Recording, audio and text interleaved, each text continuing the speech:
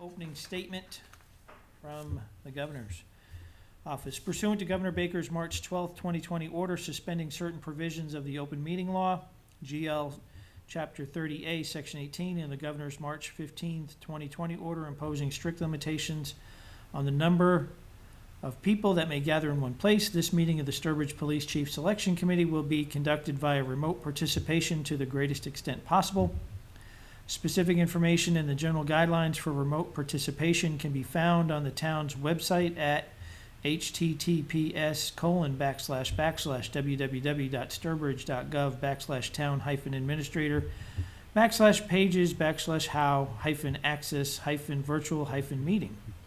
For this meeting, members of the public who wish to listen and or watch the meeting either online via the town's on-demand video broadcast, on cable television on channel 191, or dial into the meeting at 774-304-1455, enter 1428 pound for the meeting number and 12345 for the access code.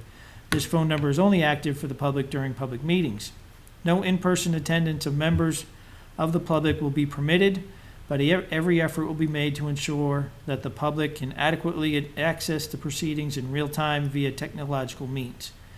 In the event that we are unable to do so, despite best efforts, we will post on the town's website an audio or video recording, transcript, or other comprehensive record of the proceedings as soon as possible after the meeting. And next time we have a pandemic, I'm going to pay someone to record that for me and just play it over and over and over again. All right.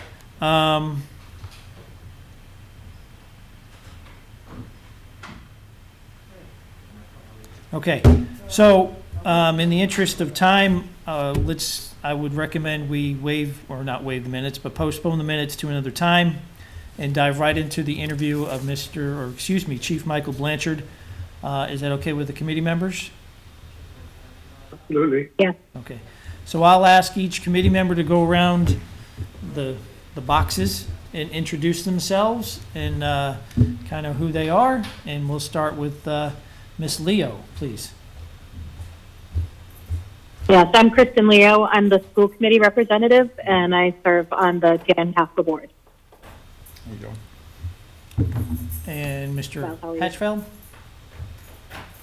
I'm a 40-year resident of Sturbridge.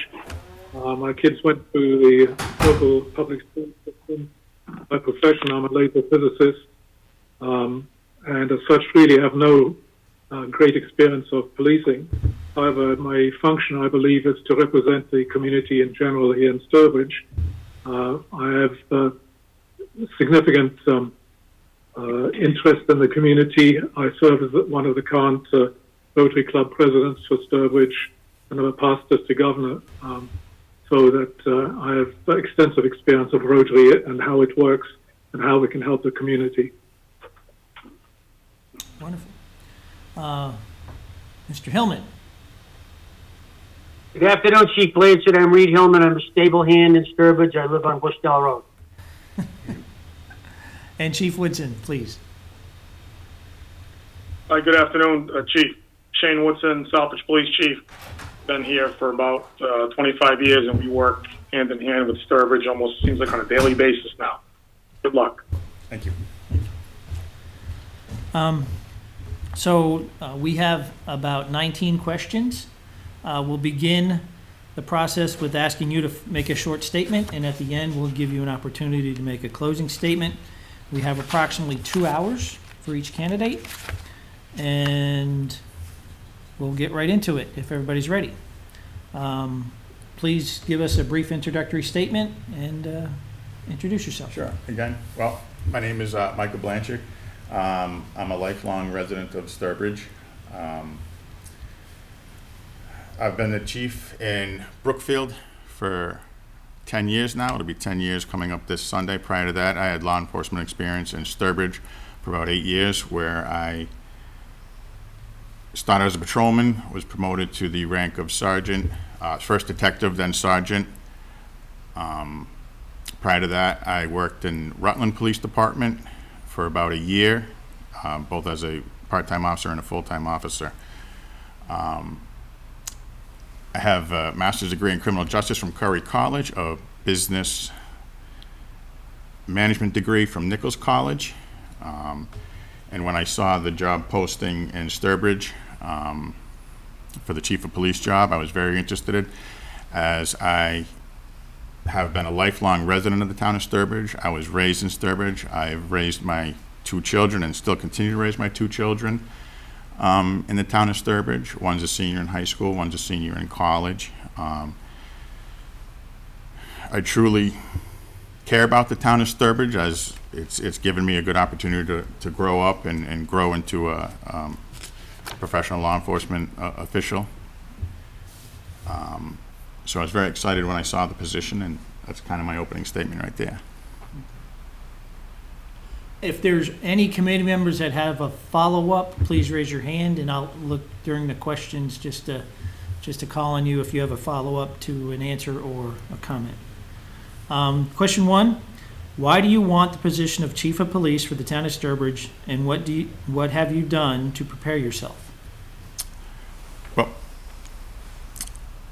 again, as I stated in my opening statement, I am a lifelong resident of this community. This community has given me a lot. Again, it was where I was raised. It's where I got my high school education. It's kind of, the town and the community made me who I am, and I feel that this would be a good opportunity for me to give back to the community. I have a vested interest in the community. Again, my family lives here. Could you repeat the second part of that question? And what have you done to prepare yourself? Okay. Well, my whole law enforcement career has prepared me for this position. Again, when I first started out in my law enforcement career, it was an ambition of mine to become a chief of police. And while working in the town of Sturbridge, I was able to get promoted to sergeant, where I got first line supervision experience.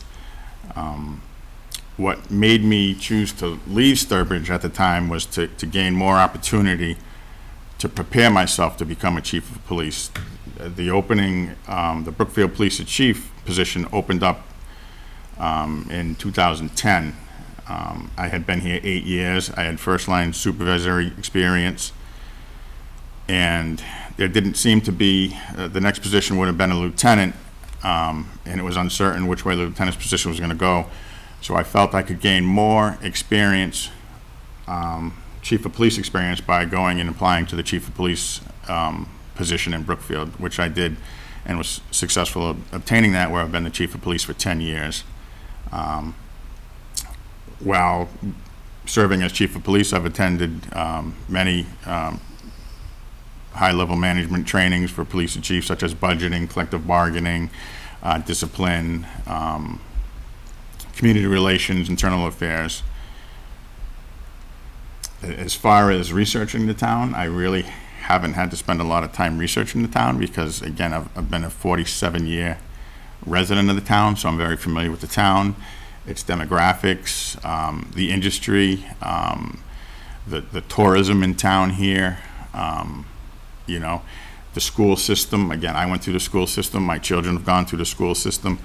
I've worked with the school system both as an officer in Sturbridge and as a chief of police in the town of Brookfield. I maintained the relationship with the Tantasco High School, and we've also done drills and exercises with the elementary school, as most of the Union 61 police departments have all worked together to kind of maintain safety and security in the schools, and we all work and help each other out in all the school systems. So I'm very familiar with the community, so I didn't really have to brush up on anything like that. Thank you. The position of police chief is challenging and demanding. What would you say are the top 5 essential duties of a police chief, and why? It's a good question. Well, the top 5 responsibilities of a police chief, is that what you're saying? Mm-hmm. Duties? Top 5, yep. Well, I mean, it's to maintain the police department. It's to set the policies and procedures. It's to foster community relations with the police department, between the police department and the community. It's to maintain training and education to make sure that all officers are trained adequately and have the training that they need to be effective law enforcement officers, and the other aspects that police officers do. It's not just all enforcing laws. It's to serve the community, and it's to make sure that the department is running smoothly with the budget, and make sure that the department has the adequate funding it needs to maintain a professional law enforcement agency, and it can provide the services that the town requires. I mean, different towns require different services, so you need to make sure that the budget is adequate, but it's not overblown as well, because it's the taxpayers that are having to pay for this. Wonderful. All right. As a chief, you will have to make decisions that your subordinates may not like or agree with. How would you handle this? Please give examples. Well, decisions that the subordinates, it's been my experience that I involve my subordinates in some decision-making. I give them the opportunity to express their opinions, let them weigh in on how things will affect them, and I take in their input. If it's something that we don't agree on and I come to a decision, I expect them to carry out that decision and the policy as I've issued out, you know, as if it was their own issue and they didn't agree with it. I'm just trying to think of a example. I'm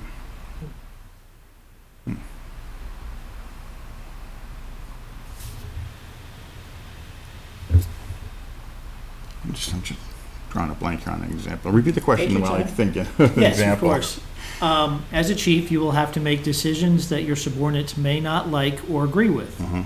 How would you handle this? Please give examples or an example. You had an employee that just didn't agree with you. Yeah, I mean,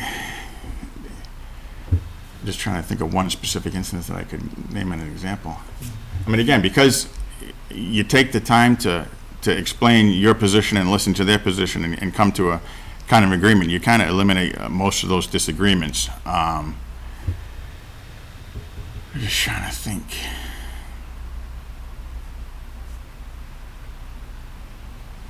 Well, I mean, just recently, I mean, we had and this is just a minor thing, we had an issue of somebody requesting to take a vacation day off. Nobody was able to fill that vacation day, so the sergeant was requesting that I force somebody to do that, and I said that it's not the right thing to do. It's a bad precedent to set to force people to cover vacation time, and he disagreed, but he understood, and he moved on. Any follow-ups from the committee on that? Okay. Okay. Next question. What is your vision for the Sturbridge Police Department? My vision, the Sturbridge Police Department is in a good position as it is right now. It's an accredited police department. It's won numerous awards, both locally and nationally, for the policing that they do. They have the best policies and procedures because they are accredited.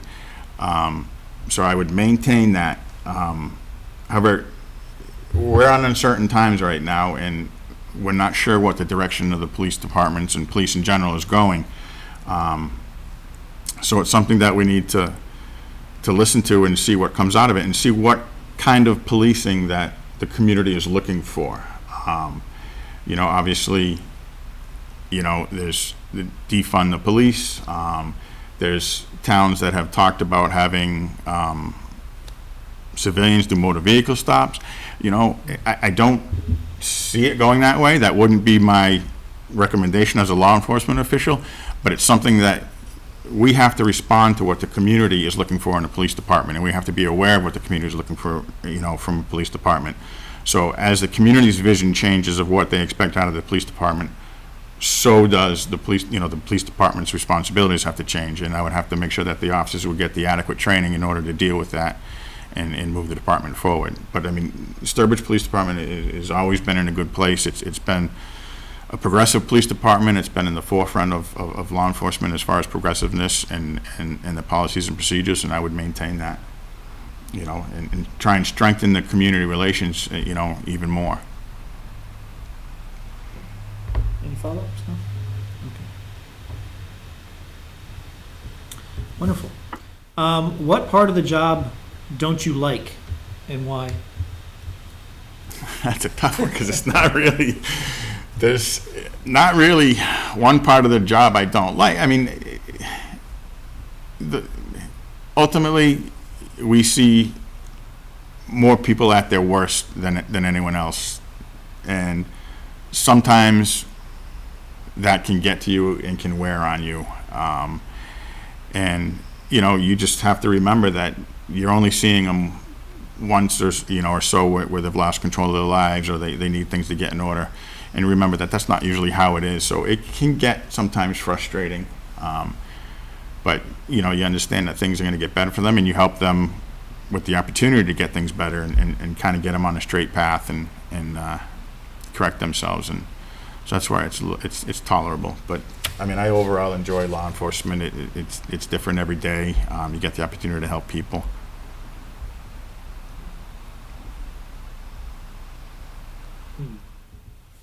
Okay, thank you.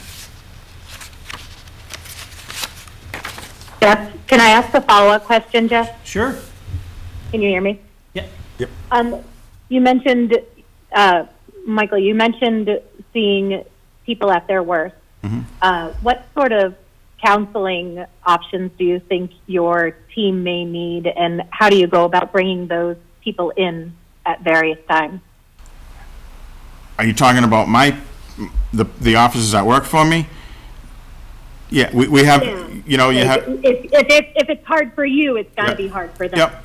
And Massachusetts, again, is ahead of its time, and they have a lot of trainings that are available to us to recognize the signs that an officer may be struggling, that he or she may be struggling with it. And they bring to our attention that times have changed, and it's not the mentality shifting. It's okay to ask for help. It's okay to need help, and it's okay to talk about it. And you recognize the signs, and you bring somebody in, you talk to them about it, and you let them know that, okay, we have the employee assistance program that can help you out, through our insurance and other agencies that have set it up. And you take the time out of your day to check on people. If somebody had a rough call, obviously you're not working that day, but you see it in a log the next day, and you reach out to them, give them a phone call if they're not working the same shift or whatnot, and just say, hey, just checking in, see how you're doing, and that goes a long way with people, and you build that relationship, and they're more likely to open up with you than if you're more standoffish. But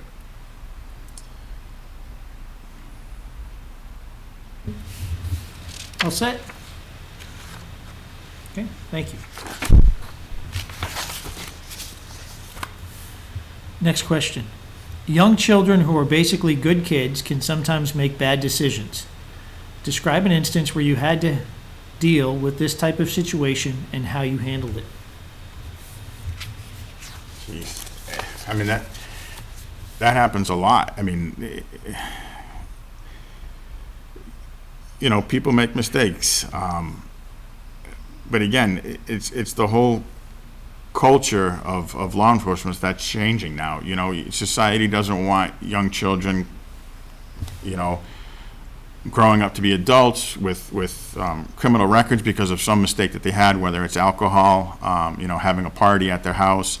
And that happens a lot, especially in the small towns. You'll come across kids that are drinking, and you certainly don't want to take them to the court and arrest, have them get arrested and take them to the court and now have a record, and the court doesn't want that either. So you usually get the parents involved. Obviously, when you're talking about if a child's underage drinking, you confiscate the alcohol, you get the parents involved, you have the parents come down and take them, and you relay what happened and let the parents kind of take care of it. But you also take the time before the parents come pick them up to explain to them how this can affect them in the long term if this behavior continues.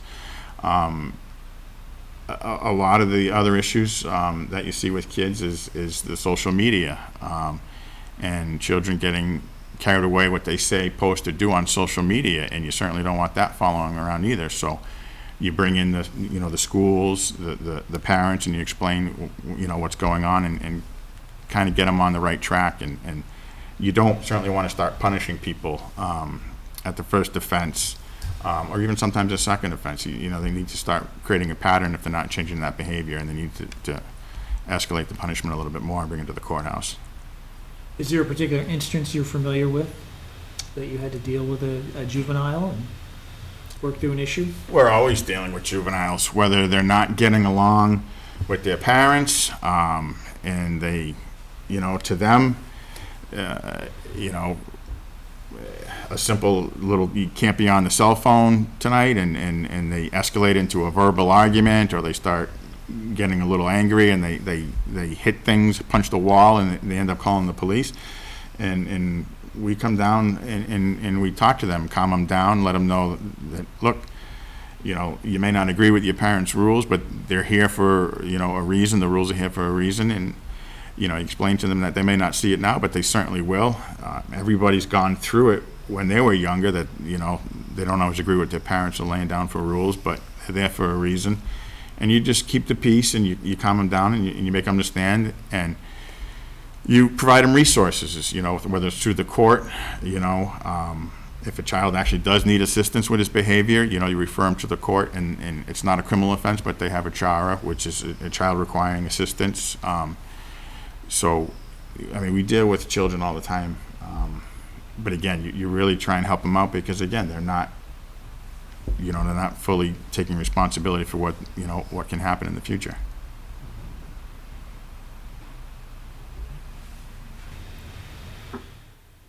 Yes, Klaus.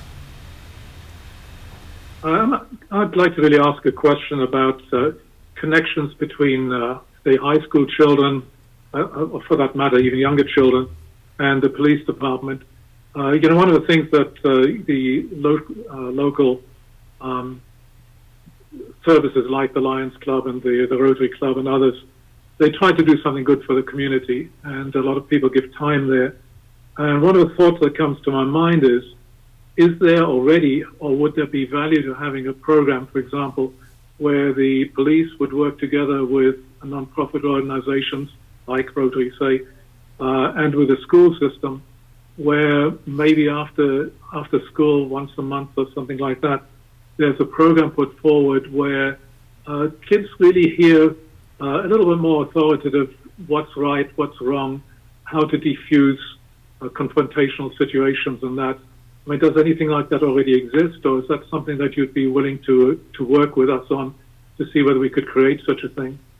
Sure, absolutely. I think any time you have interaction with the community, whether it's adults or children, outside of calls for service on programs like that, it certainly does benefit. When I first started in Brookfield, we actually, myself and the head librarian at the library in town, the Merrick Library in town, we started a program where we would have a pizza night at the library once a month, and we would bring speakers in from the courthouse, and we would talk about bullying,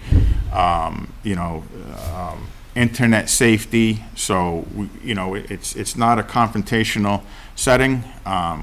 They would come to the library, we would have a pizza meal, and we would talk, give presentations, and we would invite people in from Department of Social Services, representatives from the court, just to explain, this is how things can go awry quickly. This is ways to keep yourself safe. But I would absolutely be, look to continue to do things like that. But yeah, we did start something like that when I first got to Brookfield through a grant that we had through the community grant. So, did you see any benefit? Was there any kind of a measurable way in which you could actually see the impact of that?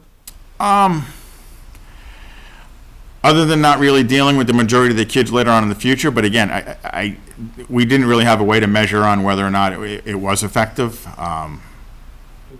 I can say that we haven't dealt with any of the kids that have gone through that, Yeah. but we had no mechanism Thank you. of measuring whether it was effective. Right.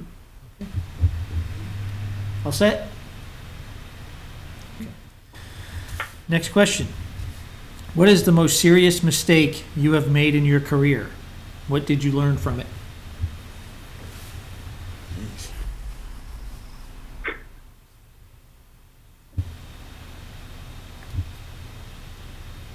The most serious mistake I've made in my career.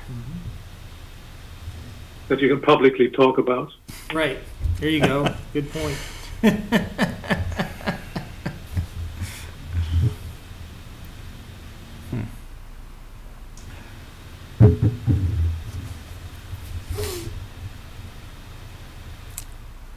That's a tough question. The most serious mistake I've made in my career.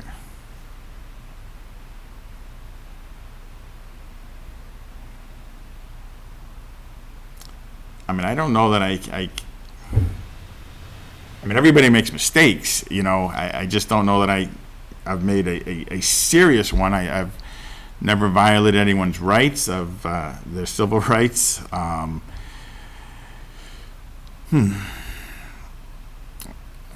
mean, off the top of my head, I can remember I towed someone's car when it shouldn't have been towed, because when I was reading the information, the operator came back suspended. However, I didn't have the operator with me, so the car got towed. And, you know, I made it right. I talked to the tow company. They didn't get charged. And from what I learned from that is you really got to pay attention to what you're reading and what you're doing at all times, because things can go awry real quick. But as far as serious mistakes, I mean, that could have been serious. I mean, they could have to pay for a tow that they didn't need to, you know. But again, that's the only thing that comes to my mind. Okay. Good. All right. All right, here we go. Next question. What specifically would you do to foster an environment of cultural, gender, and racial diversity and tolerance amongst your staff? Can you give an example of what you may have accomplished elsewhere and what specifically you did?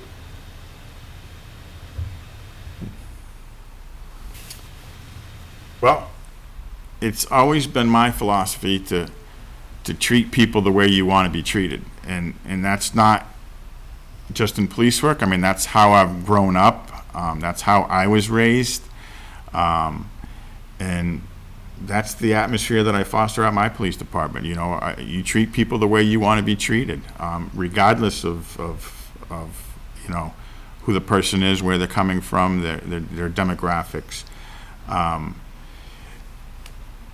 You know, that's also, we have trainings, you know, we have in-service trainings that include, you know, how to deal with different people from different socioeconomics and sexual orientation and everything like that. So you continue to send these people to the trainings. But I mean, basically, I don't want to really simplify it, but it really just comes down to treat people the way you want to be treated and to respect people the way you want to be respected, you know, and that goes for law enforcement and just how you carry your everyday life.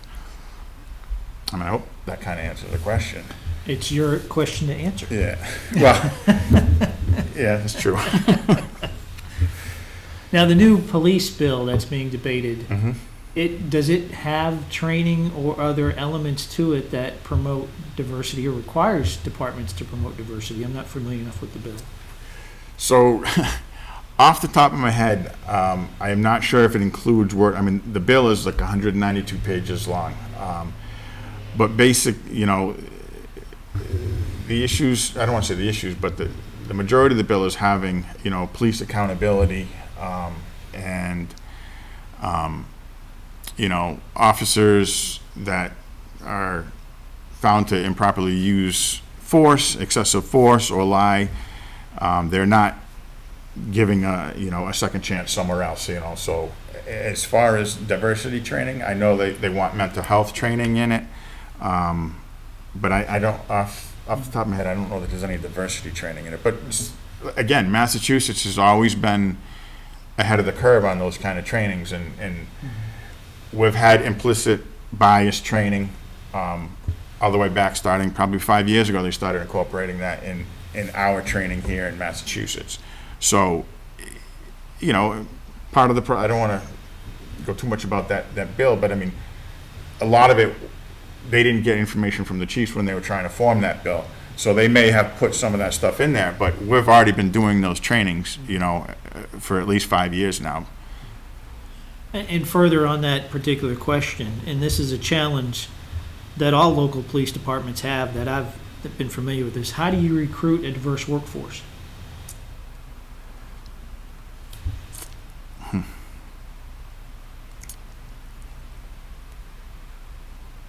I mean, that's a good question.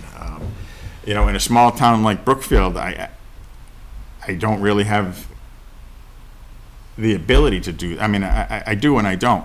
You know, it's a small town. A lot of people that apply are local. I mean, you don't get a lot of people from you know, out east or out west trying to apply in Central Massachusetts for a small time, you know, department. So.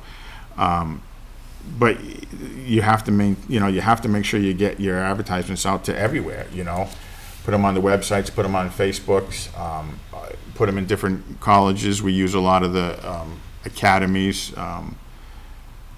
that people come around from all over the state. They attend these academies, and some of them are self-sponsored. So you put your advertisements up there, and you know,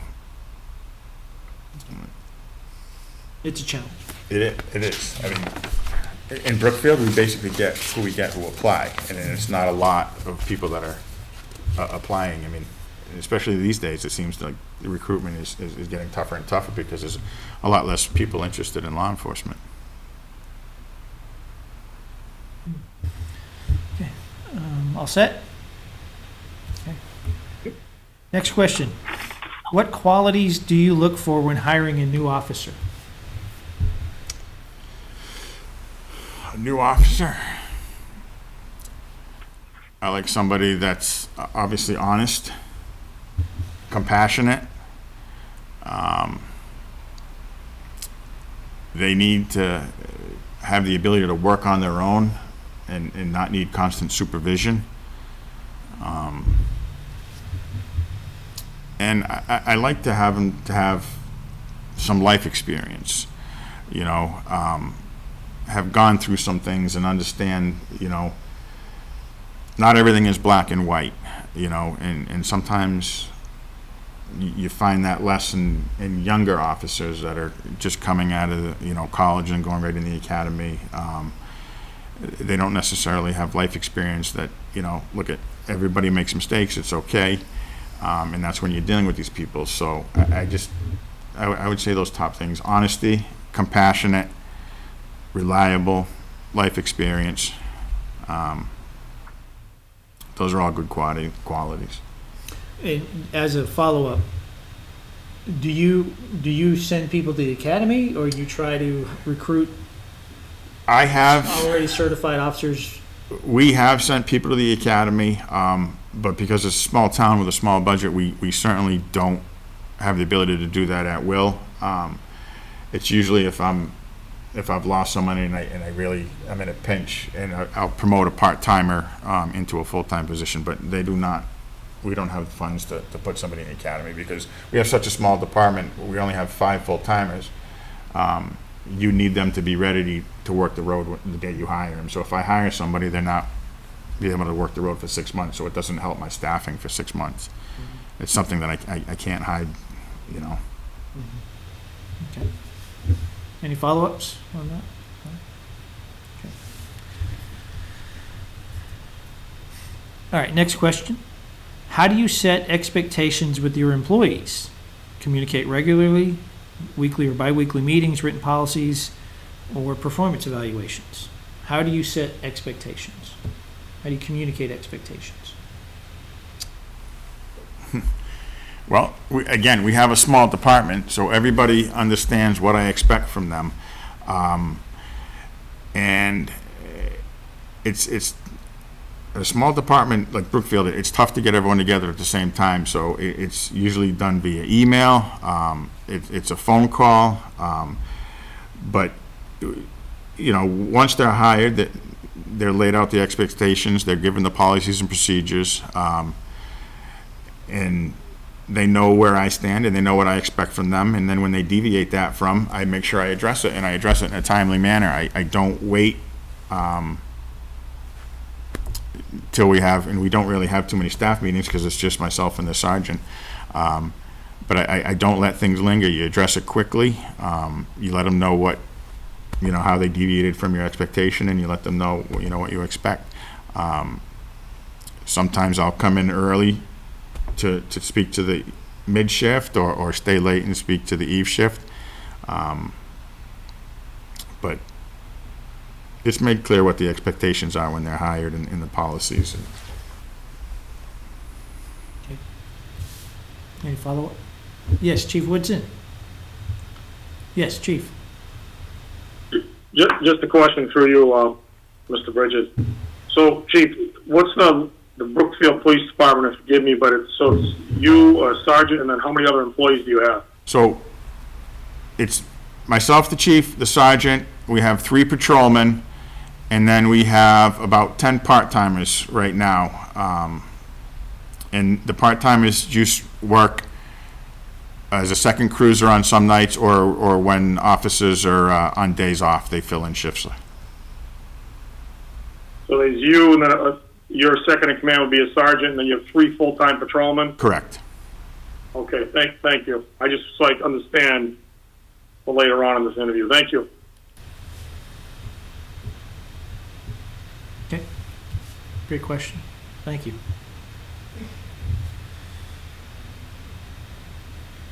Okay, here we go. Next question. Share with us a time when you repeatedly gave someone corrective feedback and it did not seem to have any effect. Was it a direct report? How serious was it? What was the result?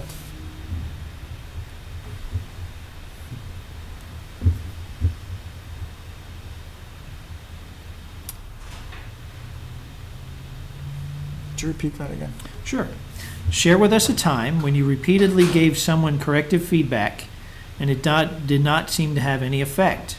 Was this a direct report? How serious was it? What was the result? Well, when I first got there, there was I didn't hire this particular person, but it was a part-time officer that was hired and going through the training process. And they just didn't quite seem to get it, you know. I'm just trying to, how do I want to word that?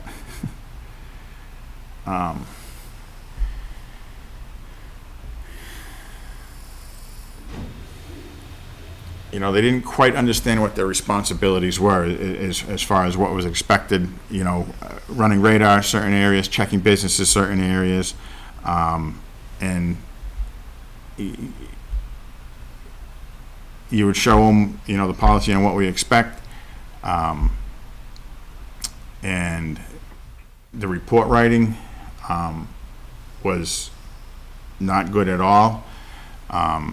So I showed that person examples of how to write a report. It never got any better. So unfortunately, after documentation, saying, you know, this is how we would like a certain thing, whether, you know, it's how to write a report, and corrective memos on how to correct the report.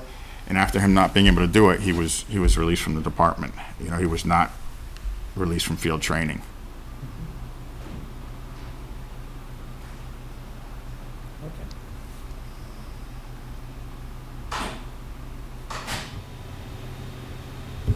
Any follow-ups to that?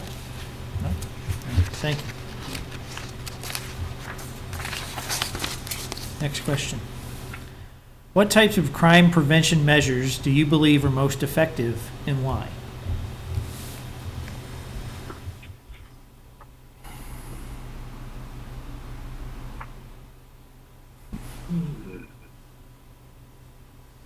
What types of crime prevention? Well,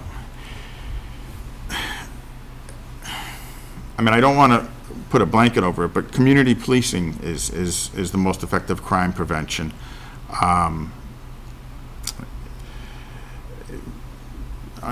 Twofold, kind of, if you build a rapport with the community, they're your eyes and ears out there. They can let you know what's going on. It's easier to form a relationship and have people report to you if they trust you. That's kind of one aspect too. What we've done in Brookfield is, I've gone out and I've spoken to different groups, whether it's the elderly at the Brookfield Community Senior Center. I've put on presentations on scams, on what's going out there. So when you build the community relationship and you're out in the community and you're letting people know what's going on, what to be aware of, and you have that trust and they can listen to you, and it allows you to provide the opportunity for them to be aware. I definitely say community policing. I kind of not making that too clear. If do you understand what I'm saying?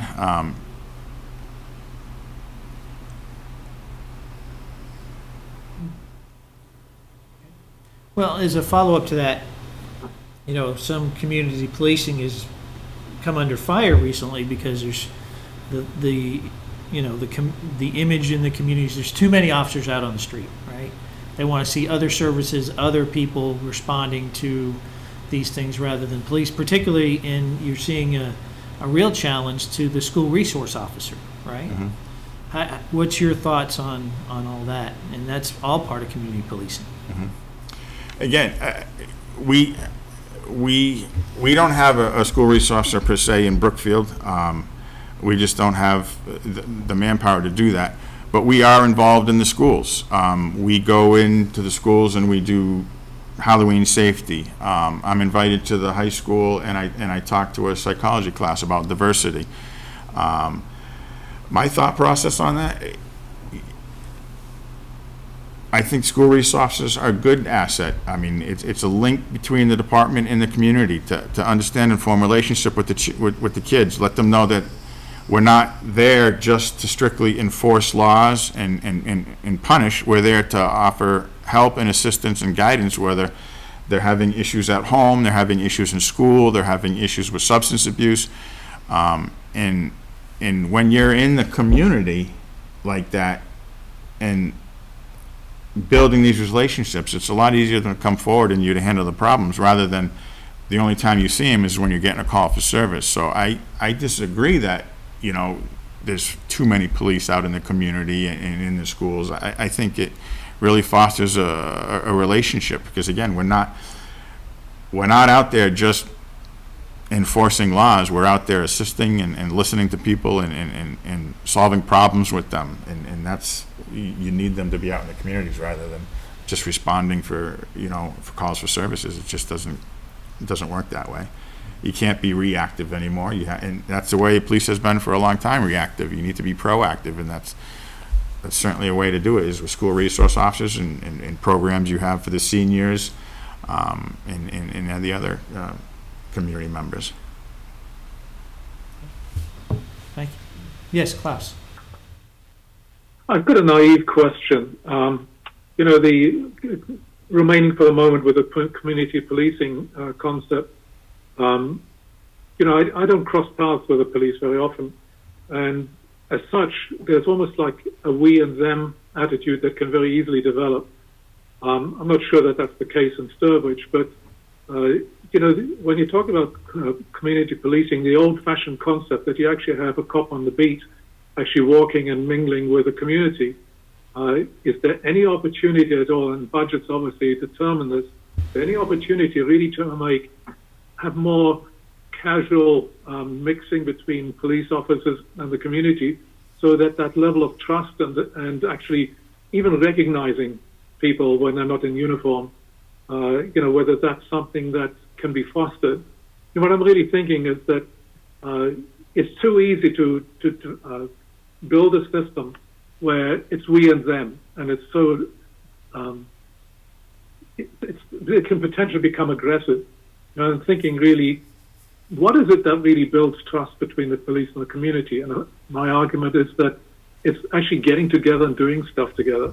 You know, whether that's going into the schools or doing something else in the community, being visible, and not just hiding in a cruiser, you know. You're absolutely right, and that's kind of an approach I take in Brookfield.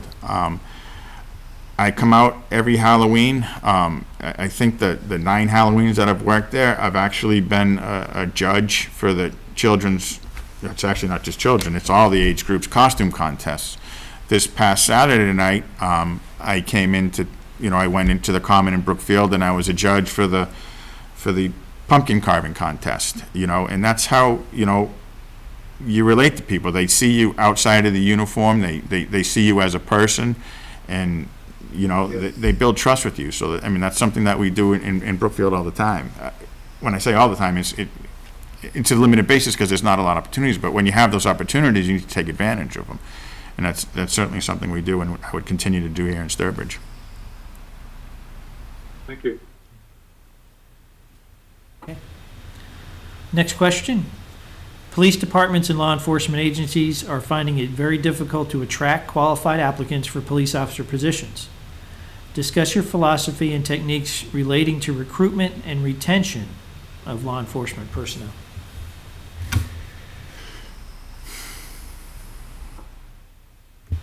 That is a tough one. It certainly has changed since I started in law enforcement. When I started back in law enforcement, there were hundreds of people applying for law enforcement jobs. Now, even when I was in Brookfield, I've been in Brookfield for 10 years now. When you first put out a position, you would probably have 15, 20, 30 people applying, and now it's limited. So you really have to get the message out and let them know what we offer. Can you repeat that again? Sure. Police departments and law enforcement agencies are finding it very difficult to attract qualified applicants for police officer positions. Mm-hmm. Discuss your philosophy and techniques relating to recruitment and retention of law enforcement personnel.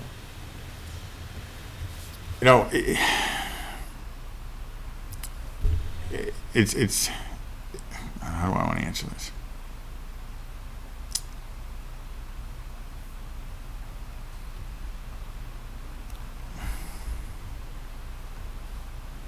So recruitment is tough.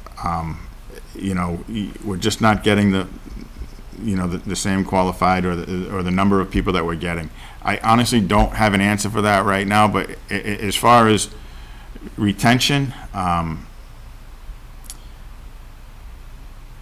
you let them know what we're about, and that we're here to serve, protect, help, and assist. And in Brookfield, it's difficult, and it had been difficult for a long time to retain officers because they usually come in, get the experience, and move on. But my sergeant's been with me the entire 10 years. My most senior patrolman's been with me the entire 10 years. And the way you keep them is you allow them the ability to grow in training. Send them to trainings that they want to attend so they can expand their knowledge. And you got to make them feel like they're invested in the police department, as well as the community. Just trying to. One more time with the question. Sure. Police departments and law enforcement agencies are finding it very difficult to attract qualified applicants for police officer positions. Discuss your philosophy and techniques relating to recruitment and retention of law enforcement personnel. Okay. Yeah, that's the recruitment we're struggling with, but you got to put out there that it's still a noble profession. It's still the best way that you can help people, help the community. But it is tough. I don't have a a solution on how to solve the recruitment problem right now. I mean, selecting the right person is also helps in retaining. If you have somebody that has the same philosophies that your police department does in the community policing, and they believe in that, then they're more likely to stay than move on, or not fit into the department. So screening helps too.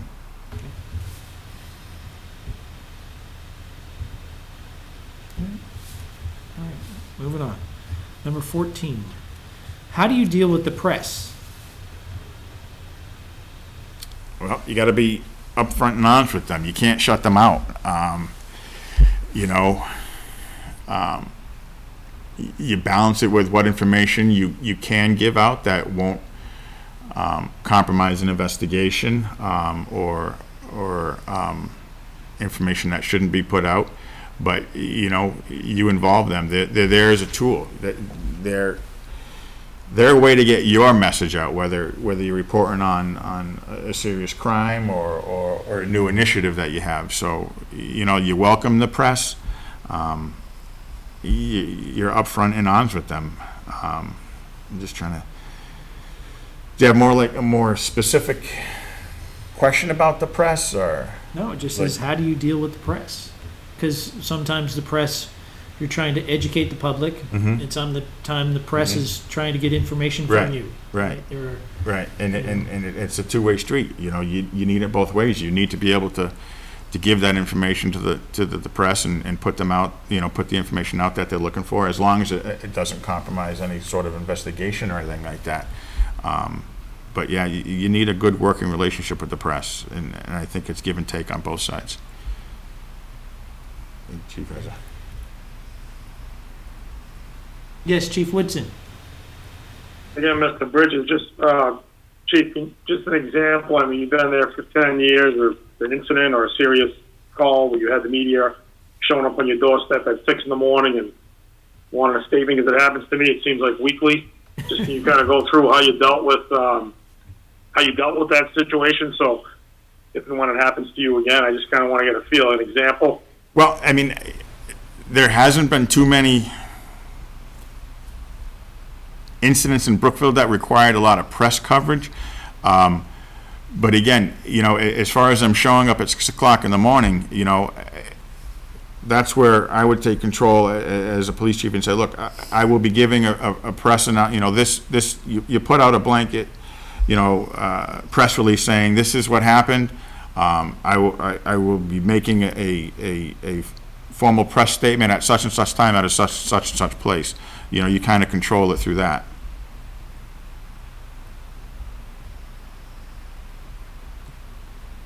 And then you got to honor that too. If you say you're going to have a press conference at 10 o'clock in the morning, then you make sure you have the press conference at 10 o'clock in the morning, give the information, and then schedule subsequent press conferences, and let them, give them a ballpark on when the next press conference would be, depending on developments in the case and whatnot. Anything else on that one? Okay. How do you communicate, or how will you communicate with the public?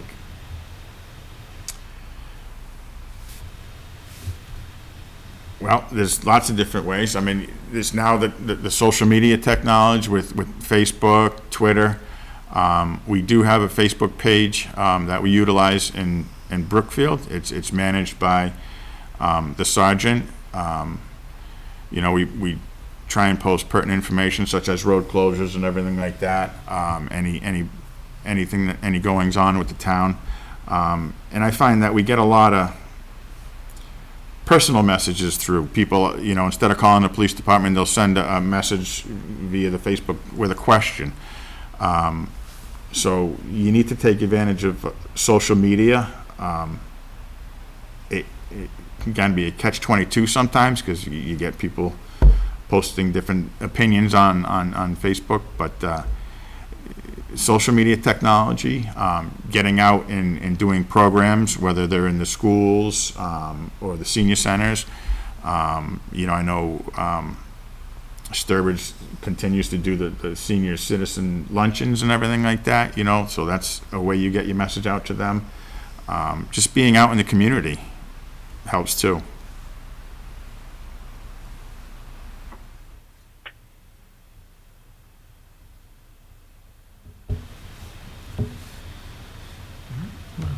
Any follow-ups on that?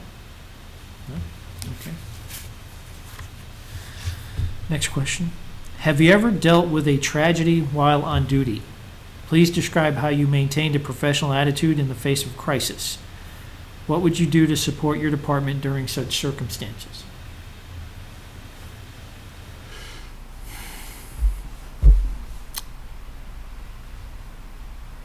Again, as far as have I ever dealt with a tragedy? I've been to, I don't want to say numerous, but I've been enough fatal motor vehicle accidents. And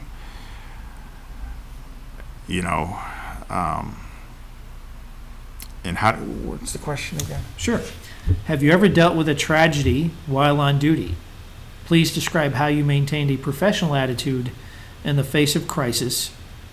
What would you do to support your department during such circumstances?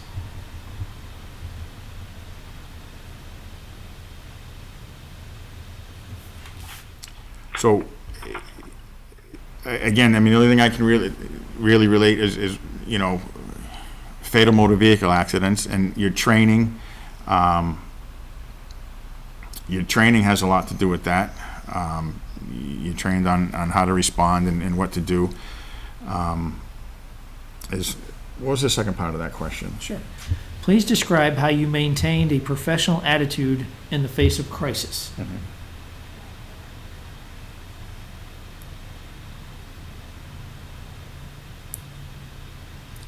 That comes down to training and your ability to deal with stressful situations.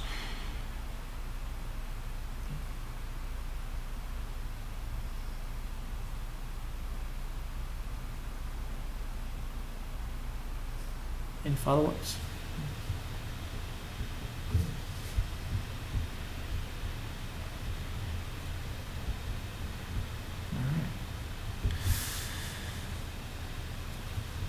Okay, here's next question. As chief, what will be your policy when it comes to interacting and utilizing the state police given their location in Sturbridge? For example, if there is the need for a trained canine, will your directives ensure the state police are called? LEC canine is called, or will it simply be the closest competent canine? And that's an example. How, the role of the state police Right. with your department.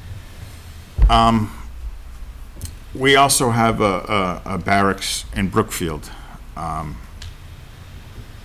don't know, probably 500-600 yards down the road, and we have a good working relationship with the state police. We utilize them for backup, and we back them up on stops. There's plenty of there's plenty of things going on that we don't need to shut people out. And my philosophy is, it doesn't, the closest and available, canine would be the best canine. I do know Sturbridge does have a canine officer, so that would be the first priority, would be getting that canine in here. But then the next thing would be the next available canine, whether it's the state police, Semlac, or even a neighboring town.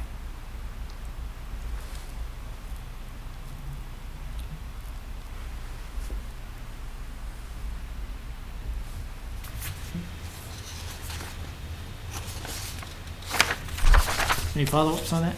No? And this goes back to a little bit of what Klaus was saying earlier. How would you develop and sustain partnerships with community organizations to address challenges such as substance abuse, racism, and domestic violence?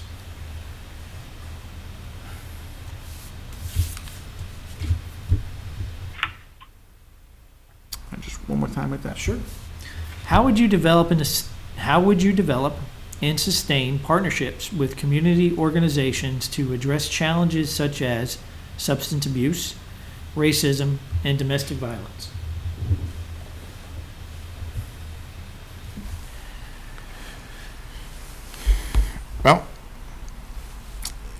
you'd have to see what organizations are out there, you know.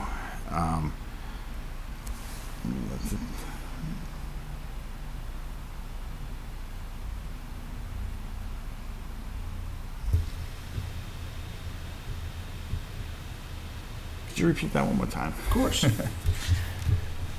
How would you develop and sustain partnerships with community organizations to address challenges such as substance abuse, racism, and domestic violence? Well, I've been out of Sturbridge for 10 years, and I know they used to have a domestic violence task force, you know, so you'd want to stay involved in that if it's still continuing.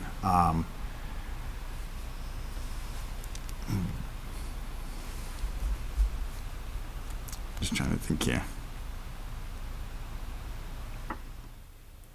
You know, you want to make yourself available. You know, you want to, if there are task force, you know, you want to assign members of your department to those task force. You know, I'm just, what was the one about the substance abuse?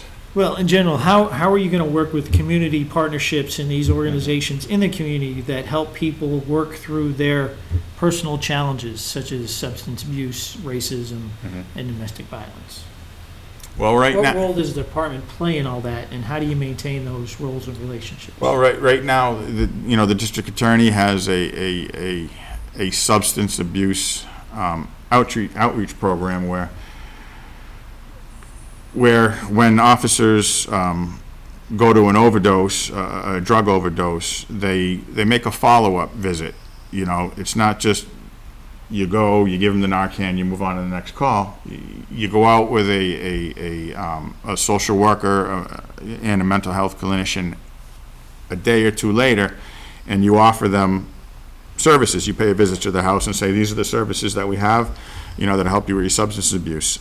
So you need to do, you know, get involved in programs like that, you know. Know who the, you know, the mental health counselors, you know, agencies are in your department, and involve them and relay information back and forth to them. You know where the, you know, Alcohol Anonymous is AA, and provide pamphlets that you get from the courthouse and different organizations, and use those as a tool as well. You know, not just respond to the call, but say, okay, look, I know what you're going through. Here's a pamphlet that has some information that you can get help for your substance abuse or whatnot. Yes, Klaus. Question really, I mean, do you have any experience of actually working with some of the local organizations like Rotary, Lions Club, and others? Here's really where I'm going with this. I'm trying to understand whether there's an opportunity for joint partnerships, say, for example, with the police department. Let's imagine it's Rotary, but I mean, you know, it can be other organizations, where you start almost from scratch, where you say, what is the need? Can we define it? Can we see ways of helping the community, whether it's the kids or the elderly, whatever the issue is, and really actually working from the ground up and developing an actual program? And I'm saying this from this perspective.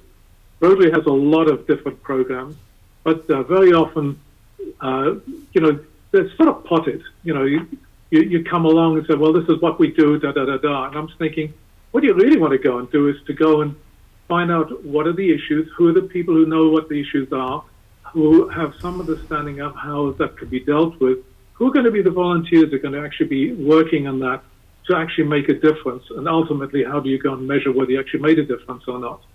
And so what I'm really trying to do is open up the opportunity for you to say whether you see opportunities for police officers and the town's police department to actually work with community organizations. Essentially, I mean, whether it's for youth, let's imagine for the moment it is for youth, how would you in fact be willing to go and to work and create programs from scratch? Absolutely. Yes. You know, the opportunity is not there in Brookfield. There's not, you know, a community organization such as the Rotary Club in Brookfield. But yeah, anything, again, my philosophy in law enforcement is that, you know, we're there to help and prevent, and anytime you can do that, you know, you would certainly be able to do something like that, you know. That's preventing it before it gets out of control, and trying to reach people before they start committing these crimes, whether, you know, to help them with the substance abuse or whatever their issue is. Yes, I would absolutely be willing to assign people to things like that and explore that opportunity. I mean, I'll tell you, it's going to be new to me, but I would certainly be interested in doing that. Okay, thank you. Any other follow-ups on that one? No. Okay, next question. Explain the techniques you would employ to keep the Board of Selectmen and Town Administrator informed about projects, problems, issues, etc. Well, what I would do is, obviously, I would channel everything through the town manager. I would keep him up to date on any projects that we were doing, any incidents in town. You know, if it's a serious call at night, you know, the first thing I would do is make sure that you know, so you're not blindsided by the news or you hear it from somebody else. And it would be either via email, your cell phone number. Right now, we don't have a town manager or administrator in Brookfield, so it's the 3 selectmen. So I have all 3 selectmen's phone numbers in my phone. However, I just usually deal with the chairman of the board. But in a town like Sturbridge, where it's set up with a town administrator and a board of selectmen, I would channel all my information through the town manager and let him disperse it through the board of selectmen.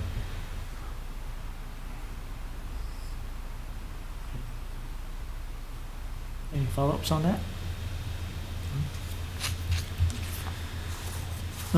Is there any additional follow-ups on anything before we give the candidate a chance to make a closing statement? No? Okay. That completes the formal questions. We'll give you an opportunity to wrap up and provide anything to the committee that we haven't covered yet. Sure. I'd like to thank you for the opportunity to interview in front of you. My final closing statement is I have a lot to offer. I have 10 years of experience as a chief of police in a small town, a neighboring small town.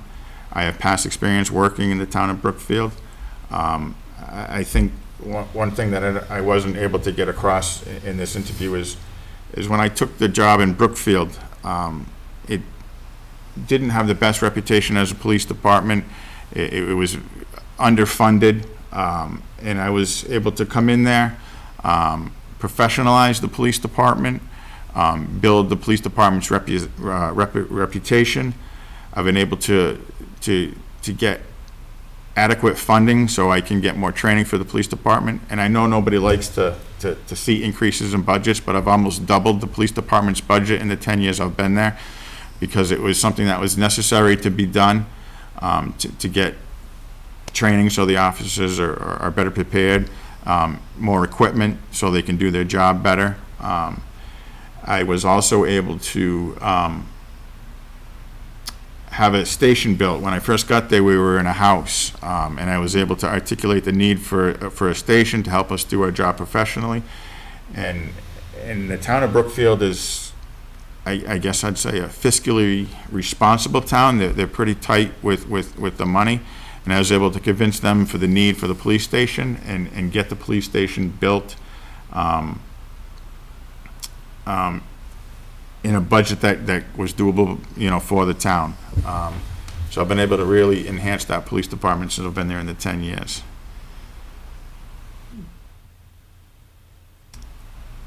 Nice. And again, I'd like to thank you for the opportunity. Do you have any questions for us? I don't. You do not. Any final questions from the committee members? Okay. Well, thank you. All right, thank you. Appreciate you coming in. I'm going to I'm going to walk Chief Blanchard out and come back in a minute or two. Thank you. Thank you.